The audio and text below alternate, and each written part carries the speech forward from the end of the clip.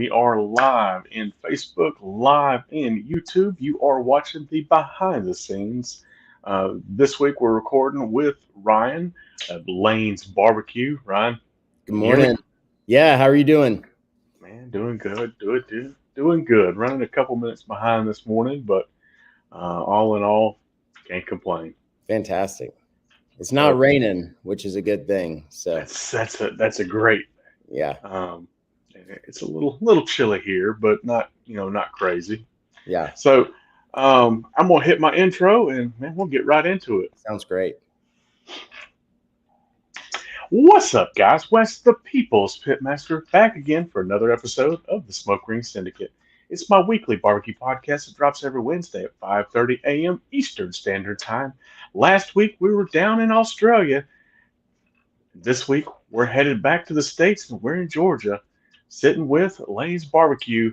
Ryan in the house. Ryan, can Hey, you hear me? yes, sir. Good morning. How are you doing? Good morning. Good morning. Doing well. Doing well. So we've been trying to connect for a little while, Yeah, and your schedule's a little bit crazy, but we're finally sitting down and doing this. I'm actually um, excited to sit down because I've used you guys' products for a number of years, and to begin with, it was kind of like I could only get it, if I was ordering it, but now. My Ingles carries it. My local gas stations even are carrying it. We've got a rather large gas station over in Jackson. They call the Jackson Mall. yeah. It's a gas station truck stop, and it's got a That's the massive JP display. Travel Center, right? Yep, that is Yeah, correct. yeah, yeah. That They've is got a correct. whole Georgia grown wall. Yeah, So, yeah. It's they're a great well company. whenever they were putting the Georgia Grown stuff in the building, and I was like, I wonder. Yep. They had pecans and this and that, and then I saw the display and I was like, "Ooh, Yeah. exciting!" Yeah, yeah. Um, They've been a great customer. We've probably been in that maybe for 3 years now. mhm. Yeah, They move a shortly lot. after they They opened. actually they move a lot of product for what we would Mhm. not even being there, we would call it a gas station. So Yeah, I guess the Jackson Mall might be a little bit different, but yeah, I remember I stopped in there it's probably about a year ago on my way down to South Georgia, and I was like, "This is yeah, it's crazy." yeah, it's a good sized gas station slash truck stop slash like it's a gas station with a truck stop with a Subway with a Burger King with a Dunkin' Donuts with a interior like they literally have stuff like you can hang in your house like a Kirkland's almost Yeah, inside the building. So I mean it's a lot. yeah, that's But cool. anyways, so Ryan, talk to me. I know kind of a little bit of your backstory, but if you will, introduce yourself to my guests or introduce yourself to my listeners here. Yeah, Um, absolutely. So, like I said, my name is Ryan Lane. Actually, I grew up just outside of Atlanta, so not too far from you on the north side. Um, Went to actually to Roswell High School, so it's probably maybe 45 minutes an hour from where you are. But I'm married. My wife Stacy. We have two kids: a 17-year-old son who is a senior in high school, which is making this year even crazier. Balancing, which we probably do a whole episode on balancing work and life, which has been crazy for us. And so 17-year-old son, and then my daughter is 15, so she's a sophomore in high school. So we've got two, and the one is driving, one is about to start driving. She's got her learner's permit, so we'll stay away from the south side of Atlanta. you're gonna Hey, have a real cool haircut like this with two people it's driving. it's coming, it's coming. So, but background, I kind of did a lot of things before I got into the barbecue world. So everything from I was a service consultant at an Audi dealership right out of school to I did some mortgages and had a real estate license. But right before I started, I worked with my brother in the insurance world. So he started a brokerage probably 15, 16 years ago, did group health benefits. Mhm. Um, Insurance, it's insurance. Nobody likes insurance. Everyone likes barbecue. Nobody likes Yeah, insurance. investments. And so we actually had closed a 401k account for one of our groups, and we bought a smoker, and I was hooked. So I'd already had a Primo grill at that time, Hmm. ceramic style. I grilled all the time. So when Okay. So backyard barbecue has kind of always been our main thing. We did a okay. couple competitions in the beginning, but when I started the catering business, catering was on weekends and competitions were on weekends, and I Hmm. found I needed to make money Yeah, rather than spend it's money. it's more important to make money than That's it right. is to And I be a wasn't good show at pony. competition barbecue. So Yeah. we were, we competed a couple times. I think we won a couple little awards, but the checks never accounted for much, and Yeah. catering could do it. So I worked with my brother for about 5 years. We bought the smoker. So what I would do is I would stay up all night and cook barbecue. We would take it to a renewal meeting. We would get to feed the team, whoever we're Hmm. feeding. They would be just happy that they just had good barbecue. And then my brother would come in and deliver the bad news, which is insurance. There's never any good news. You know what I mean? It's always it's going Yeah. up, or your Yeah. plan sucks, or all these things. And so it was kind of the bright spot for me in a world that I didn't really understand. I loved working Hmm. with my brother, and I loved the relationships with all the business owners and HR and people that we worked Yeah. with, but I just hated insurance. I needed something tangible. So, Yeah. I understand. yeah. So took that So and finally convinced my wife to let me try at the barbecue thing. I mean, the fact is we had yeah. two young kids. She is a teacher at a private Christian academy, which means it's not you're working for free, but like it's not a public It's school teacher job. yeah. It's not you're not getting rich off of that. That's right.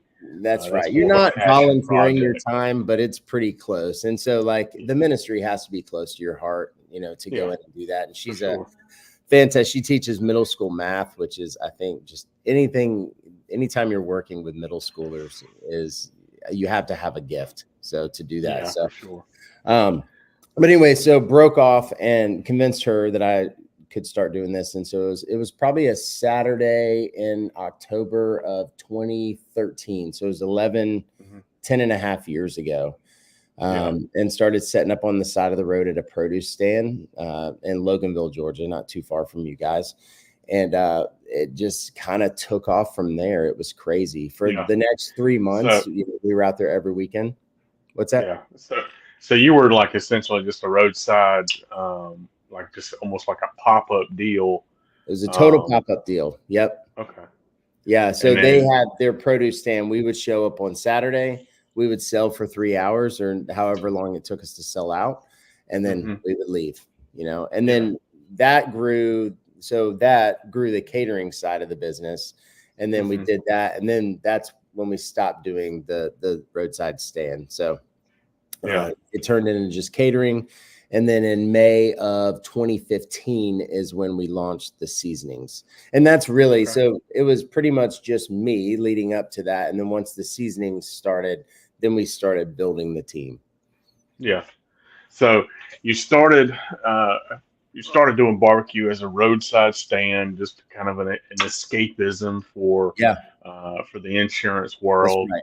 Yep. um, and that kind of eventually turned into the sauces and such. Yep. When you first started the barbecue, when you were doing the roadside stuff, were you using your own stuff then, or was it commercial stuff that you eventually transitioned into making your own?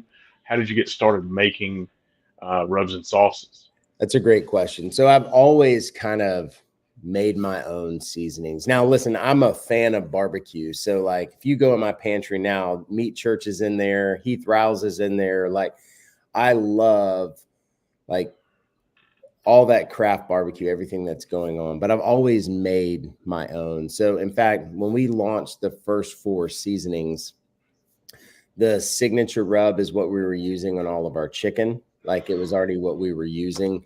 The Hmm. brisket rub that we were using. So we actually just for our briskets and catering, we just use salt, pepper, and garlic. Hmm. But I was like, no one's just gonna buy salt, pepper, and garlic. And so I added some paprika and thyme to it. And then Yeah. all of a sudden, a couple years later, we released the salt, pepper, and garlic because people are like, that's what I want. I'm like, all right. So now we have a Yeah. couple of different options. But yeah, I've always from day one, mixed, even like pre-barbecue, I've always kind of Yeah. mixed my own seasonings. So just because I love trying different things. So, so you started out making your own rubs and sauces before the insurance, before all that stuff. Did you grow up around barbecue, or what got you interested in barbecue? Yeah, so I never grew up. Actually, we didn't grow up around barbecue at all. So my brother and I, we played baseball. Like we grew up around a baseball field, and that's pretty Mm. much everything I knew. But I knew that I loved cooking. So even in college, like I'd be gathered around a grill, grilling burgers and dogs at the fraternity house. Like that's just what I love to do. My like what I love doing is serving. So it just happens that the vehicle is barbecue right now. So it doesn't really matter. Okay. Like we were, grilling steaks for a bunch of guys last night. And so it's Yeah. not necessarily barbecue was a passion, but it's more people were the passion and Yeah. serving them. And barbecue, I think, truly is like that's where you kind of gather around a table, true fellowship. You got primal Yeah. cuts of meat that can feed a lot of people. And Yeah. I think it takes a lot of time and love that goes into it. And that's kind of Hmm. how I serve. Yeah. So barbecue is just what I found that, I don't know. I've Just always so been, happens. yeah, it just so happens that that's what it was. Okay. So, Rolling Smoke Barbecue and Cooking, good morning. Thanks for joining and watching with us. So, you started a roadside stand. You started doing your own rubs and sauces. Yep. You made it legit. And um, when you started doing the rubs and sauces, did you think it was going to be, um, that places overseas were going to be selling your stuff? No, Um, it still was blows it my was it ever the goal? No, I think my vision was so small. Like I had no idea. I really was thinking I needed to be able to take a vacation.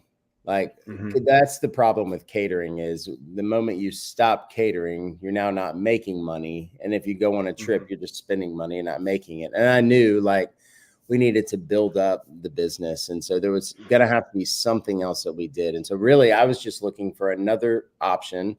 People were always Hmm. asking like, "Hey, what are the flavors that you're using?" So I was like, we can create a couple seasonings. That way we can sell them online Yeah. and potentially into stores. And I was thinking in the, 30-mile radius around our place. Like if I was like, if we can get into 10 to 15 stores where then they can sell them, then that'll be a little bit of extra cash that we can Yeah. then just grow the business. So I had no idea. In fact, like Australia, you said you were just talking to someone in Australia last week. Like Australia is a huge part of our business.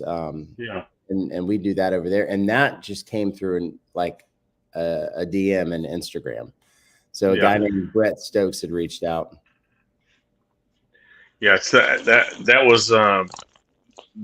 that was part of my curiosity with the lanes. I was like, hold on, is this guy like operating businesses in all of these different countries, or is this a distribution Definitely not. deal? I'm not Or smart enough to basically operate one in Georgia. And so, no, basically it's all distribution. So we've got so Brett set up Lane's Barbecue Australia up in Queensland.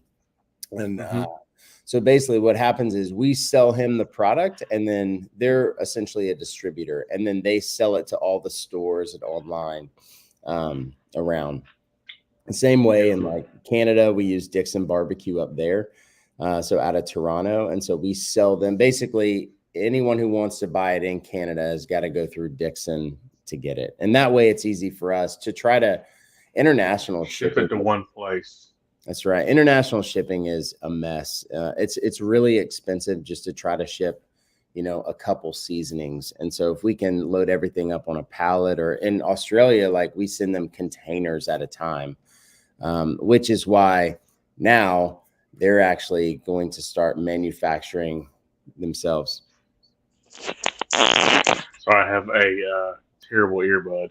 Yeah, no So worries. they're going to start manufacturing it there themselves. So you're not shipping containers anymore. That's correct. Yep. So it actually, we were over there in last September, Hmm. for a couple weeks because what they did is they're getting the full automated like production line. Hmm. We went to the manufacturer over there and saw it just to make sure everything was good. It's very similar to the line that we use here. In Yeah. fact, they got it in and they're already starting to bottle their own stuff. Okay. So now what'll happen is the rest of this year we'll ship them all the like individual ingredients and the Hmm. bottles and everything, and then they'll actually manufacture it. And then starting next year, they'll be sourcing everything all on their own.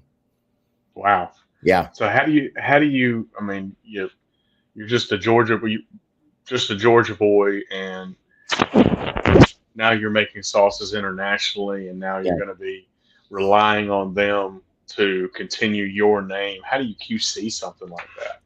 I think it's our business, really barbecue in general is all about relationships, and Hmm. so I think we've worked with Brett now for 7.5 years. Hmm. He's been a great business partner, and on the back end, like we have agreements in place, like Yeah. Okay. and so he's put a lot into this business too. He wants it to succeed just as much as Yeah. I do. So he's invested a ton. If you look over there, they've got a beautiful space. Their sales guys have some awesome vehicles. He's invested in equipment, like just all the systems. I think they have um, maybe 13 or 14 employees now.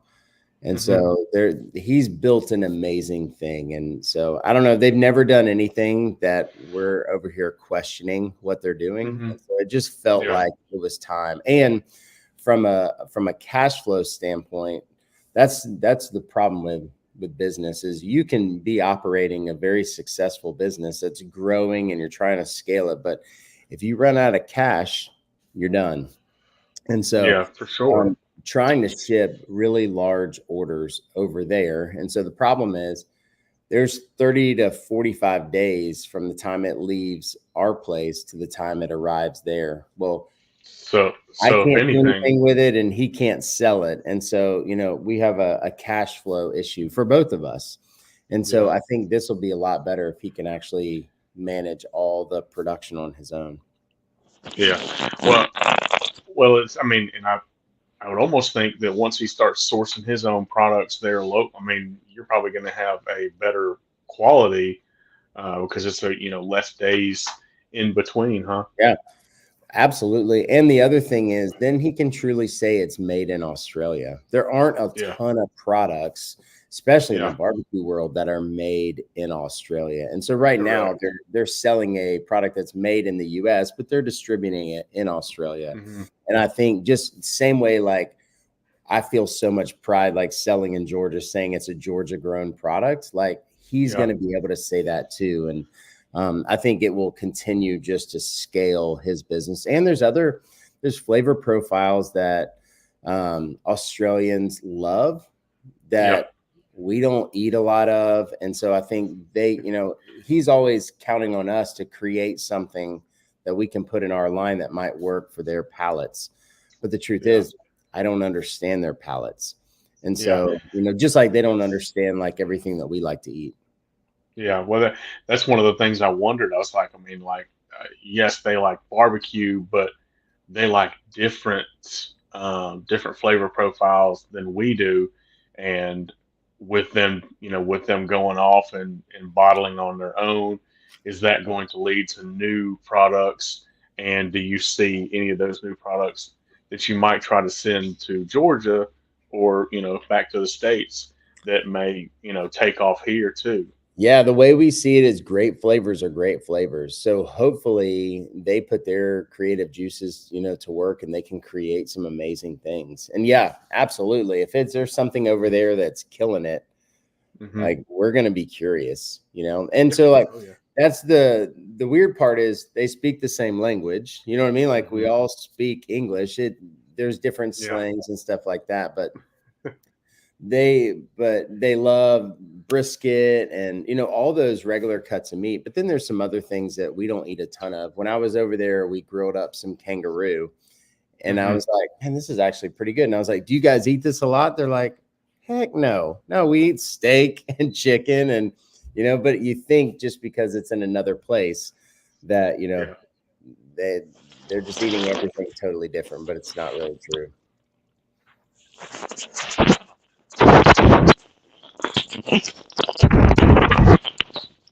And that, by the way, is terrible on camera and terrible for my audio. Yeah. Um, so they're not. Turns out they're not eating as much kangaroo as you thought. No, I figured that's all they ate. They're hanging out with koalas and eating kangaroos. And like the truth is, they're not. They're eating ribeyes and fillets just like we are, and chicken. Yeah. And in fact, it was so cool when the first night we got there. So this was my third trip over there, but it was the Hmm. first time I actually got to Brisbane, which is where Brett lives. We've always gone to Sydney or Melbourne, where we're going in for like meat stock, which is a Hmm. super cool barbecue festival that they have there that Jay puts on. It's amazing. They got cool music. The barbecue world is on fire over there, Yeah. and it's cool. But Brett was like, what do you want to do for dinner? And I was like, I don't know. We just flew for 20 hours. Like, we're probably going to be pretty wrecked. He's like, well, do you want to come over to our house and my mom's going to make like my favorite meal? And I'm like, heck yes. Yeah. Uh, Absolutely. but then he didn't tell me what the meal was. And I'm like, I wonder what this is going to be. And it was barbecue spaghetti. And I was like, this is amazing. You know? And so I think just to sit down and like I said, that's our mission. Our mission's gathering families around a table, to Yeah. share flavorful meals. And that's what we want to do. And that's really what it was cool that we got to live out the mission over there. And like, which Yeah. is why like Brett thinks very much just like I do. And so that's why I think the relationship has worked so well. Um, it's difficult because he was texting me probably this. I got it this morning, but he was sending it because they're already in the nighttime, and so Yeah. time wise, it throws off Yeah. your schedules just a little bit. But Yeah. it's cool. Yeah. I had the same issue. I recorded. I don't typically record on any day other than Tuesday and Sunday and Tuesday. Yeah, We're doing this on Thursday, but I just did this past Monday night because I was with Jay Beaumont from Meat Stock. yeah, Recorded this past Monday night. It just released yesterday. Um, so yeah, we're deep in Australian stuff, but we're kind of rotating back around to the Georgia side of the world. yeah. Um, Well, this is like the perfect mix. So yeah, Jay's an awesome dude, and he's actually worked super hard the last probably 6 years. How long has he had meat stock going? 5 or 6 years?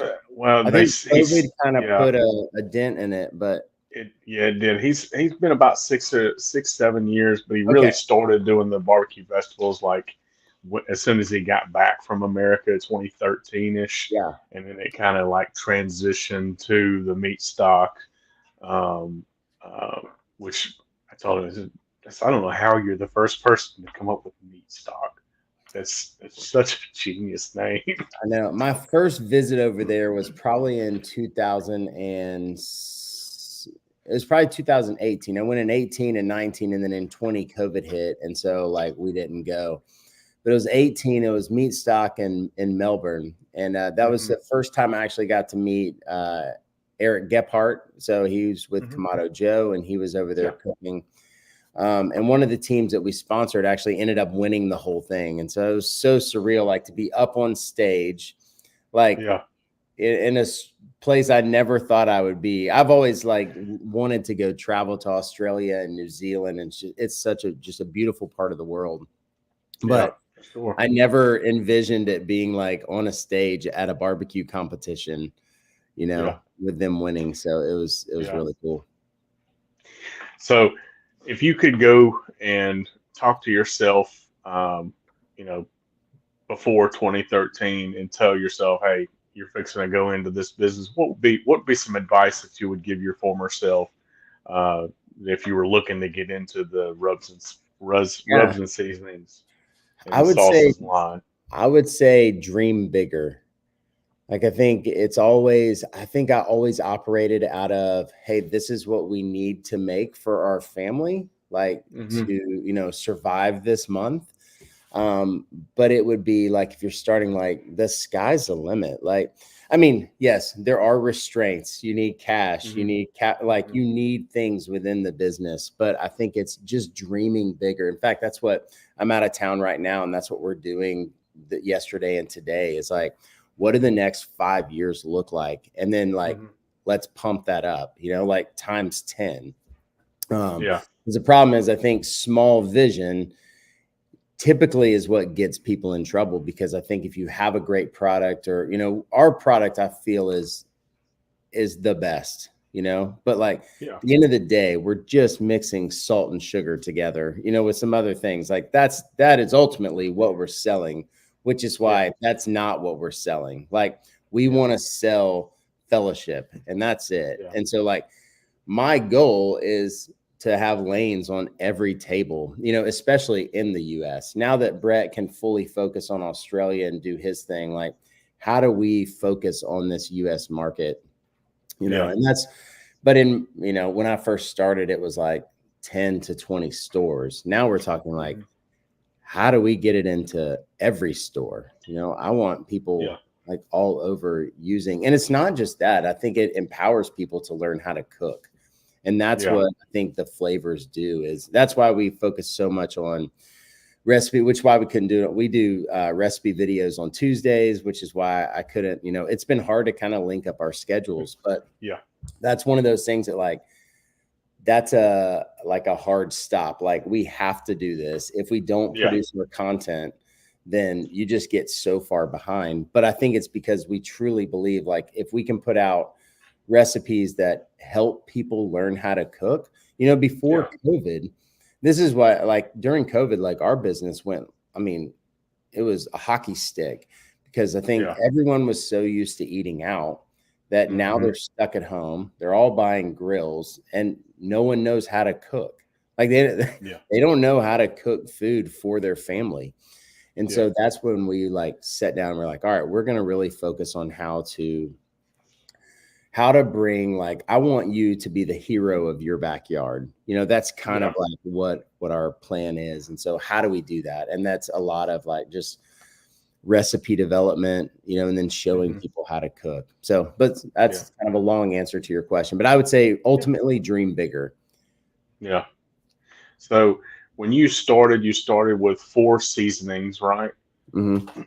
What were the four seasonings, and did you start with seasonings only, or did you go seasoning and sauce? Yeah, Uh, so seasonings are so much easier to get into the market than sauces. mhm, So with seasonings, all you have to have is your food license. And so we mhm, launched signature, brisket, sweet heat, and ancho espresso. mhm, Those were the four. We already had sauces that we were making for the catering business. mhm, But with sauces, you have to run it through like a food lab, or like we mhm, run them through either University of Georgia or NC State up in North Carolina. And so you have to have a process approval. Well, process approvals take time and they're mhm, expensive. And then you have to make sure your pH level, anytime you're mixing liquids, it mhm. changes the chemical balance. And so you have to make sure your pH levels are right. And so, long story short, it took probably 6 to 8 months, maybe, after we launched the rubs to come out with the sauces. We were Oh, trying to wow. have, we launched the rubs in May. The goal was to have them for Christmas. And I think it ended up rolling into January or February before they actually were ready. Yeah. So we just launched with two sauces. It was our sort of white and our kind of sweet. Mhm. Okay. So that's six SKUs, kind of the Yep. first year. How many SKUs are you up to now? Uh, Too many.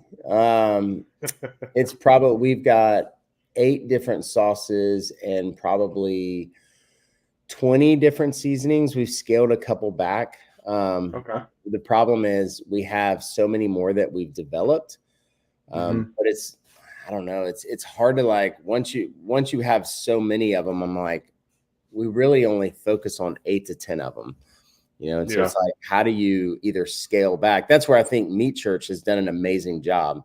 He's got, I think, 8 or 9 different flavors. He hasn't even Hmm. gotten into the sauce game, but like he sells more than most everybody out there, just because I Yeah. think he's limited what he needs to focus on. And Yeah. he's so good at the marketing piece. And at the end of Yeah. the day, he's like just an awesome guy. And so I think Yeah. people are drawn to him and kind of his brand and what he's doing. So Yeah. Well, and I kind of see, like, I see him as a competition guy, and the competition folks are using his stuff, and that bleeds into the backyard. I think there's yeah. more backyards in America than there are competition Oh yeah. cooks. So, I mean, you guys you're in the same game, but you're pulling out of different buckets to begin with. But I think your bucket's going to be deeper in the long run. Well, and what I I always say see is like, there's plenty of people for us all to exist. Oh You yeah, know what I mean? well, And so, and if you look in the cabinets of like most backyard barbecue guys, they don't just have one seasoning, you know what I mean, or one no, brand that they stick with. Just because I think, even though it is a mix of salt and sugar and different ingredients, like there are different flavor profiles without mhm, all of them. And so, like we don't really have anything that's like honey hog or the yeah, garlic jalapeno rub from Heath Riles, which is yeah. awesome. I And think about so the we popcorn. kind of think through those things before we launch something else too. Yeah, but more what, and it's not a dig on any of them, but what I'm saying this for is like the customers that they were reaching to begin with. I think there were a smaller amount of customers, um, like cost of entry Yeah. into that world. I think is easier. Not necessarily that it's easy for you to start a rub and sauce company doing, focusing on the customers that you focused on with the backyard. I just think if and what I kind of do with the podcast is kind of a lifestyle, and somebody that's looking to get into the barbecue stuff is something for them to kind of reference and look at. I Yeah. think if somebody's looking at starting a rubber and sauce company, like, you have to look at, where your customers are going to come from. They've started, obviously highly successful. I've got three or four of the meat church in my cabinet currently, Mhm. but I started getting those because they were a competition. That's what was used on the competition trail, and Yeah. it was being proven as a winner. Whereas you're looking at, your side of the vision of rubs and salsa is, hey, this is going to taste real great in your backyard. And there's a whole heck of a lot more backyards in the Yeah, world absolutely. Yes, out big there that are, picture. We want to be in everyone's backyard, and there are a ton of them. And yeah, so then it's like, that's why I say dream big, because I think yeah, sometimes we can have a very small view of the world. yeah, But there's lots of yeah. them.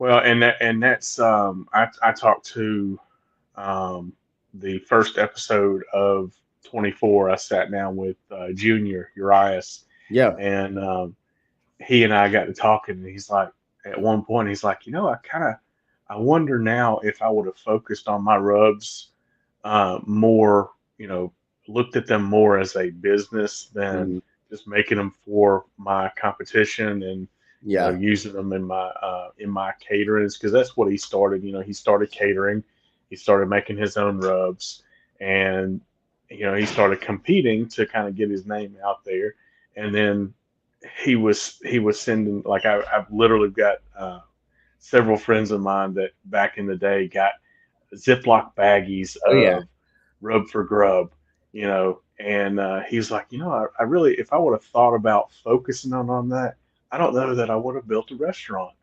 Obviously he loves his restaurant and all that, but um, he's looking at it. I think if he looked at it from then, if he would have looked at it as the backyard versus the competition trail, which he was kind of already in that competition Yeah. trail mode, so he was too close to be able to stand back and see like what, the folks that are looking and listening at this now, they're going to go, you got a great point. There's a whole heck of a lot more backyards than there are comp trailers in the world.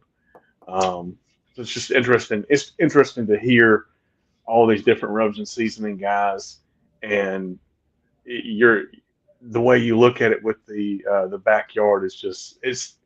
I hadn't thought of it that way. I guess Well, is not only backyard, so we want to be in your kitchen as well. There's even more kitchens than there are backyards. And so that's really like where our design comes from too. Like I want it to be something that looks good, that when it's sitting on your kitchen counter, your wife's not like, you need to get all that crap off the counter before guests come over. Like I want it to hmm be something that isn't like taking away from your decor in your kitchen, but like almost adds something to it. And okay. so that's really from day one, even the design of our labels and everything. That's kind of why, we went with almost like a classic kind of look. It Yeah, doesn't scream it's barbecue, yeah, but it screams like what I don't want you hiding it. I want yeah, it being out there and, for everyone to see. And that's really like the marketing side. It's so much more than just selling seasonings. There's a yeah. whole marketing side of it too. Yeah. And that's where, so we've got the lanes line, and then we also co-pack. We're a co-packer as well. So we manufacture seasonings for probably 25 other companies, that sell, Okay, throughout the US. yeah. And you guys are still taking customers for that. Uh, yeah, it's more of like a let's have a conversation. So what I don't want hmm to do is overcommit on that side, And then so what's happened is since we've put in our automated like seasoning line, hmm because of that, our minimums have gone up. And so, Yeah, just to be able to mix it, to run it through, it just takes a lot. So it's harder. Well, what we try to do, I still will talk to everyone, but like yeah, when someone calls, it's a matter of like, how serious are you about this? Because the problem yeah, with starting a rub business, if it's going to be like a little side thing, is you'll tie up all your cash and inventory. And yeah, if you're not moving it fast enough, it's just not going to work. And so, yeah. Oh yeah. yeah, well, I looked at it, and probably the cost of inflation has changed it dramatically. But I looked at it probably 6, 7 years ago, and was talking to Chris Marks, Yeah. and he flat out told me. I thought it was a little bit rude to begin with, but now that I'm thinking about it, probably the best advice I'd ever gotten. He said, "Man, if you're not okay with throwing $10,000 out the window, It, you're probably not going to want to look at doing that." yeah, that's what I tell people, like not necessarily in that way, but like, look, it's gonna be a big investment.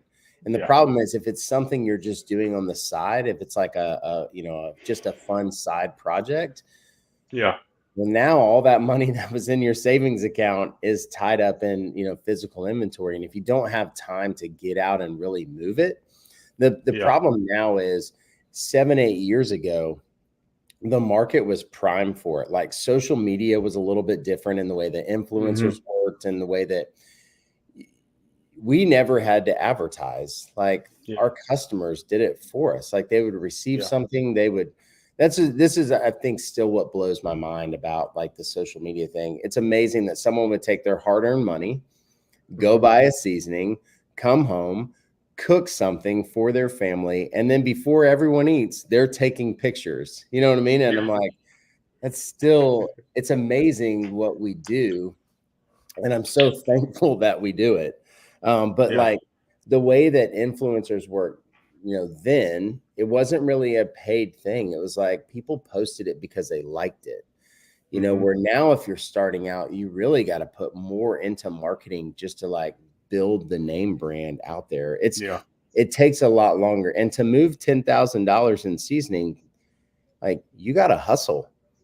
yeah, You know what I for mean? Or sure. else it's just sitting there.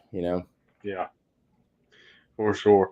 Well, and then I mean, I guess the only good thing is if it does sit there, it's a dry seasoning. It's not Yeah, necessarily it's not going going to to go bad. spoil per se, but there's expiration dates on that stuff.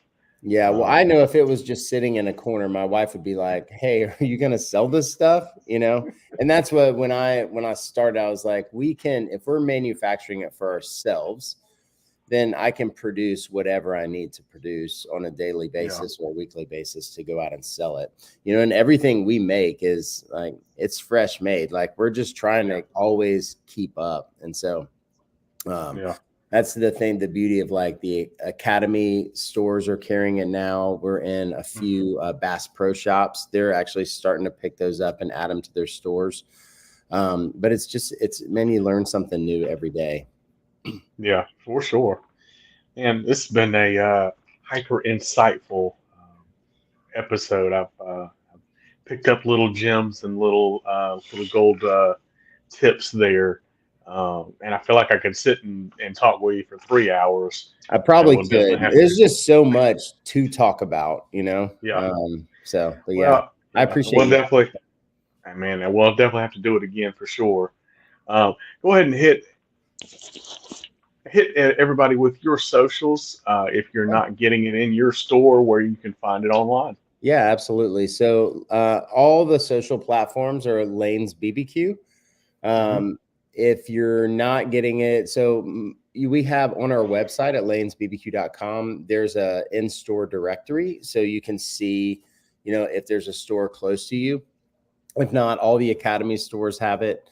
And then you can get it online or at Amazon. So we move a lot Okay. of product on Amazon and on our website. Yeah, I can imagine so. Yeah. Awesome, man. Well, I appreciate your time. We're going to hit Yes, the sir. outro and we'll finish this thing up. Sounds great. Guys, I appreciate you listening to this week's episode. This will put this week's episode in the books. Shout out to our guest this week, Lane of Lane's Barbecue. Shout out to our guest this week, Ryan Lane of Lane's Barbecue. Guys, if you enjoyed this week's episode, we would appreciate a review, a like, a share, and as always, keep smoking. Awesome. Thanks, guys. And I appreciate you. I appreciate you hanging out with me.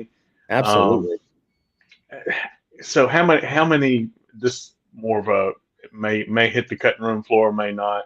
How many countries are you shipping, like have the same distribution like Australia? I heard you say Italy, Yeah, Canada. we've got a distributor in Italy. So you've got Australia, New Zealand, Italy, the UK, Canada. I think that's about it. You're a regular sauce mogul. Yeah, I want to dream bigger. Like I never ever would have thought. In fact, now I'm like, man, I got to figure out how to like really make this a business, you know? It's not a hobby anymore. I think we've got 32 people on our team. So, you Yeah, know, just it's so much fun. Every day that's like the little things, like every day is a learning experience. You know, yeah, new problems arise. I never thought I'd be dealing with customs and international stuff. And yeah. Australia has all Uh, different labels, you know. yeah. Well, it's interesting that you've been able to. I mean, 10 years is a long time, but 10 years is not a long time, Yeah. especially when you're going. And I'm in eight, 6 countries, and we're looking at more countries and all that stuff. Man, Yeah. that's I would wild and crazy. say we're just getting started. Yeah. Oh, sure, for sure. I mean, like I literally when I started seeing it in Ingles, I was like, oh crap, this guy's going to be a regular Byron Chisholm, but like on steroids, I hope. because Byron makes just Yeah. the one seasoning, but Yeah. like I mean, that's in most everybody's cabinet. Yeah. Um, I, he's got two or three other products, actually, I guess technically. He's got 5 SKUs, I think. Yeah. I wanted to bring back his peanuts though, the butt rub peanuts. I don't know if you Yeah. ever found those, I don't but think we oh, ever had them up here, but yeah. they had them in the Academy stores, Oh, they and did? I Okay. literally, yeah. Well, he stopped making them because every couple of batches he would have like issues with it adhering to the peanut. Mm, And I was like, man, that's you got to go back to the drawing board and figure that out because yeah, for whatever reason, barbecue seasonings on peanuts it's incredible. It's is like on it's pork incredible. rinds. It's Yeah, amazing. Yeah. yeah, yeah. Well, cool. Well, thank you, All right, sir. man. Yes. Have a good Absolutely. one. Get back to you You too. guys. Make it in time. Yeah. Not even 9. You're Just good. just in time, man. All right. Appreciate you, buddy. Take Thank care, you. man. All right. Bye. Bye bye.